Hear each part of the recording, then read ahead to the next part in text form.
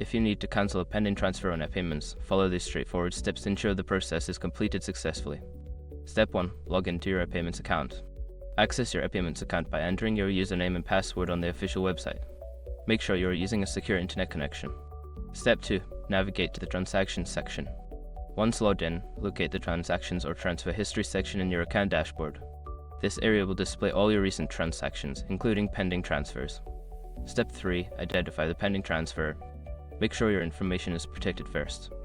Most people don't think about breaches until something actually happens to their accounts. Use SROC to monitor your accounts 24/7 and instantly alert you if your information appears in leaked databases online. It constantly checks billions of breach data points in the background. And considering how much personal information people keep online now, it's honestly worth having. Link in the description. Step 4. Select the cancel option. Click on the pending transfer to view more details. Look for a cancel or withdraw option. Click on this option to initiate the cancellation process. Step 5. Confirm the cancellation. A confirmation prompt may appear to verify that you want to cancel the transfer.